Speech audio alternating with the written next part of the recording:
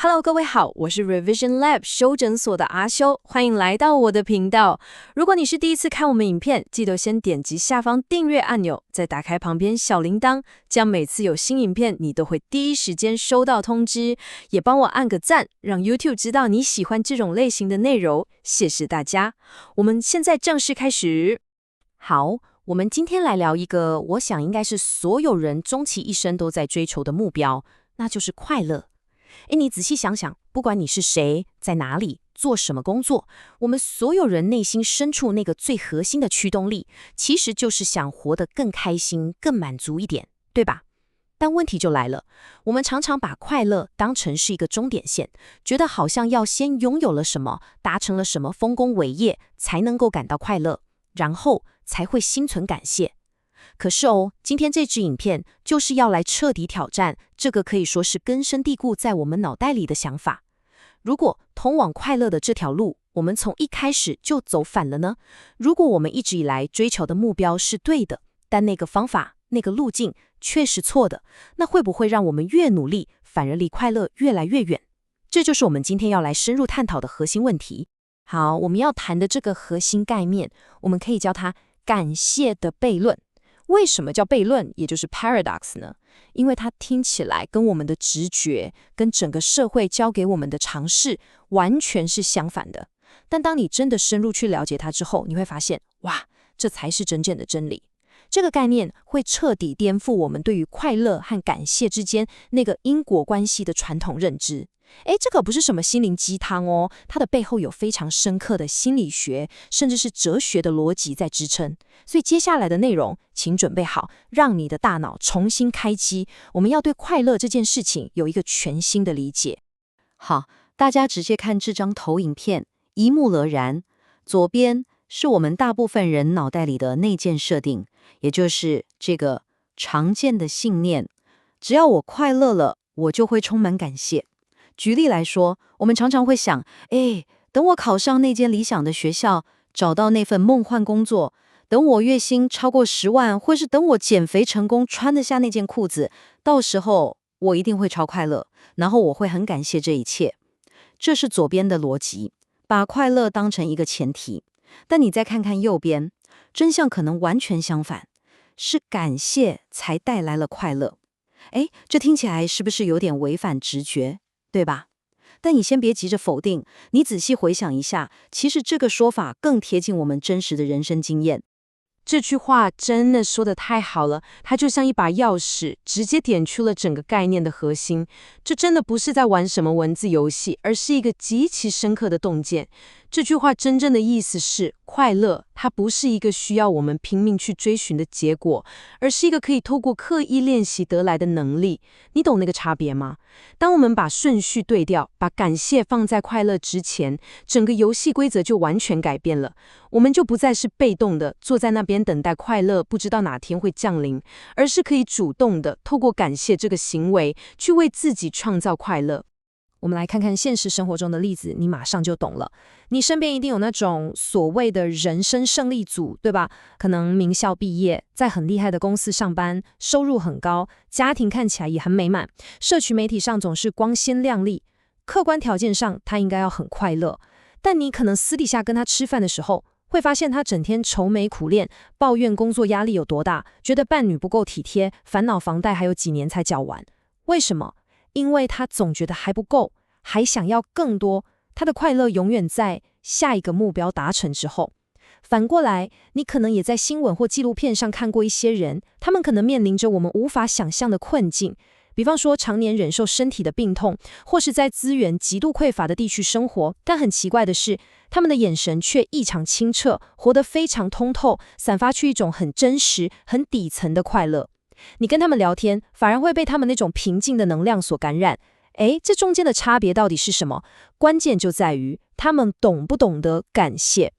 前者把拥有的一切都视为理所当然，而后者则为每一个微小的拥有，像是早晨的阳光、一杯干净的水，甚至是还能呼吸的这一刻，而打从心底心存感激。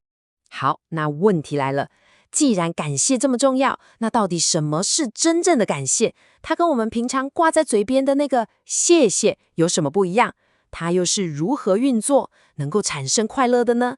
接下来这部分超级重要哦，我们要来深入拆解感谢的本质，这可以说是理解整个概念的钥匙，一定要听仔细咯。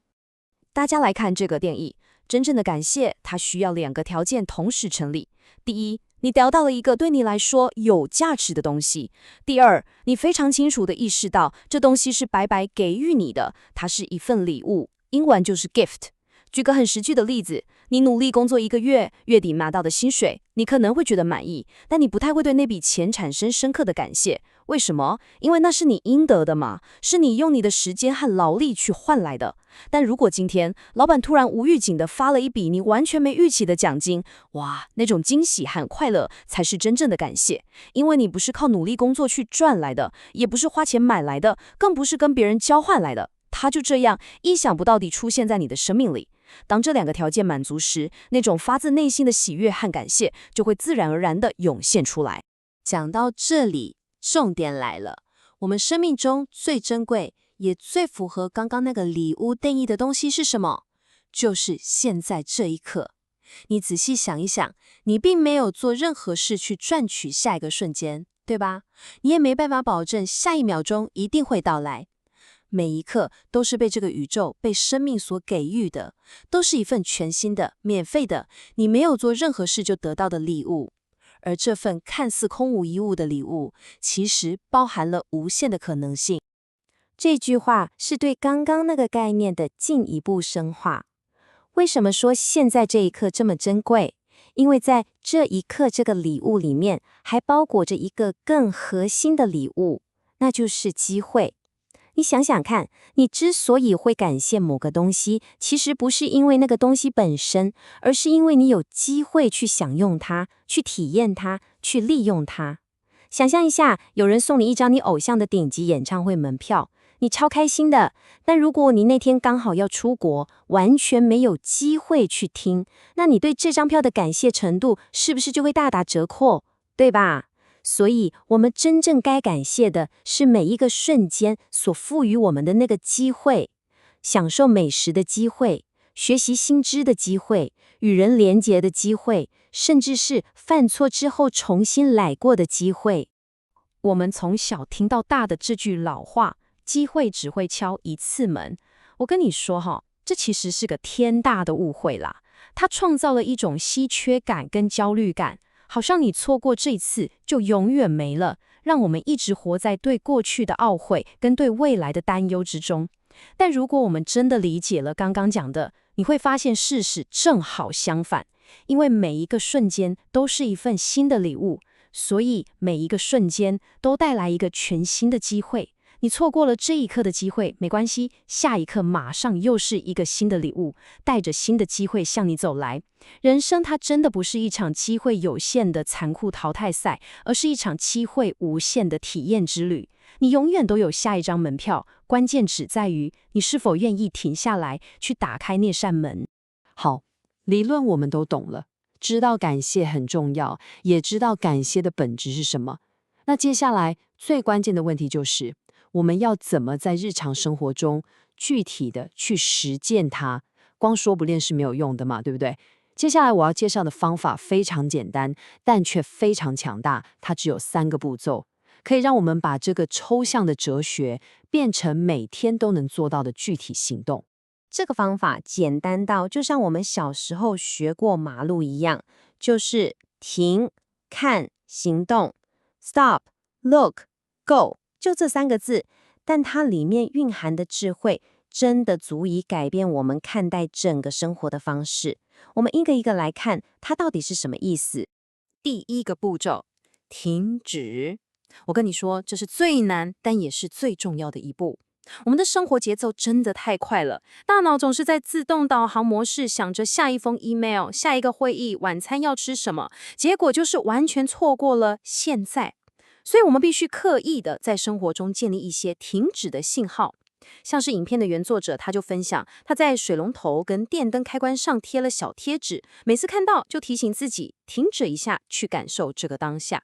你也可以发挥创意啊，比如把手机桌布换成一张让你觉得很平静的风景照，每次解锁就提醒自己深呼吸一次。这背后的心理学原理其实就是打破我们惯性的思维模式，创造一个微小的正念空档。好，接下来是第二步，观察。当你透过那个信号停下来之后，就要有意识地打开你所有的感官，去感受阳光洒在你皮肤上的温度，去听听窗外的鸟叫声，去闻一下你手上这杯咖啡的浓郁香气。你会很惊讶地发现，原来我们身边一直都有这么多美好的事物，只是我们平常都视而不见，听而不闻。同时也要打开你的心去观察，看看现在这个当下有没有什么机会是你可以去帮助别人，让别人也快乐的。最后第三步，行动。观察到机会之后，就要去做点什么。Go！ 这个行动可大可小，完全没有标准答案。可能只是全然的、不带批判的去享受眼前的美景，也可能是拿起笔写下一个突然冒出来的灵感，或是对身边的家人说一句感谢的话。重点是不要让这个机会白白溜走。当你开始有意识的去练习这个停止、观察、行动的循环，你会发现生活中的每一刻都充满了你以前从未察觉的意义和喜悦。刚刚讲的这个停看行动，听起来像是一个很个人的修炼，对吧？但如果这个世界上有越来越多的人开始这样生活，整个世界会发生什么样的改变？我们现在把视角拉高一点，从个人层面拉到整个社会，甚至是全球的层面，来看看感谢这个行为它所能产生的巨大力量。这张图非常关键，它点出了2种完全不同的人生驱动力，以及他们会导向的结果。当一个人内心充满感谢时，他的出发点是富足感，他相信这个世界是丰盛的，资源是够用的，所以他自然就愿意分享，乐于合作。但反过来，当一个人内心被恐惧驱动时，他的世界观是建立在稀缺感上面的，他觉得资源是有限的，别人多拿一份，自己就少一份，这就是我们常说的零和博弈思维。这种思维会导致囤积、斗争，甚至在极端的情况下产生暴力。这2种心态会建构出完全不同的社会结构。一个由恐惧主导的社会，它的结构就像是一个权力金字塔，少数人站在顶端，掌握大部分的资源。底下的人为了要往上爬，就得互相竞争、互相踩踏，甚至互相剥削。这是一个零和游戏，充满了阶级和不信任。我们回顾人类的历史，看到的许多冲突和战争，其实追根究底，都来自于这种基于恐惧和稀缺的思维模式。但一个由感谢主导的世界，它的结构是完全不同的。它不是一个金字塔，而是一个网络 ，a network。在这个网络中，没有绝对的中心，没有谁上谁下，每个人都是一个平等的节点，贡献自己独特的价值。大家基于互相尊重而连结，乐于分享彼此的资源和才华。这不是说要追求结果的绝对平等哦，那是不可能的，而是追求机会与尊严的平等。这是一个正和游戏，大家一起把饼做大，共同创造一个更丰盛、更多元的世界。这才是我们未来真正需要的社会模式。所以呢，我们绕了一圈又回来了。这场改变世界的革命，其实是一场非暴力的、由内而外的革命。它不是要去推翻那个金字塔，然后让原本在底层的人爬到顶端，去做跟以前一样的事情，那没有用，那只是换了一批人继续玩零和游戏而已。不是的，他要做的是从根本上瓦解金字塔的结构，把它变成一个互相赋能的网络。而这一切的起点，就是我们每一个人在每一个当下去实践感谢。因为懂得感谢的人是快乐的人，当快乐的人越来越多，我们自然就会拥有一个快乐的世界。所以改变世界真的可以从感谢你眼前的这杯水开始。最后，我想把这个问题留给大家。在你关掉这支影片之后，花一点点时间，就用我们今天学到的方法，停下来，然后观察一下，现在这一刻，你的周遭正在发生什么？它正在给你一个什么样的机会？是享受一杯水的甘甜，是打一通电话给你很久没联络的家人，还是打开你的笔记本，开始规划那个你一直想做的专案？答案就在你的每一个当下里。总结一下今天的重点。第一，我们可能都搞错了，不是快乐带来感谢，而是感谢这个主动的能力才能创造真正的快乐。第二，人生最珍贵的礼物就是现在这一刻，而这份礼物里包裹着的是无限的机会。第三，我们可以透过一个非常简单的方法，停、看、行动，在日常生活中刻意练习，活出感谢，进而改变自己，甚至改变世界。今天内容就到这边，如果你觉得在集有帮助，记得马上点赞、加订阅、加开启小铃铛。我们正在冲订阅，需要你的支持。我是阿修，我们下次见，拜拜。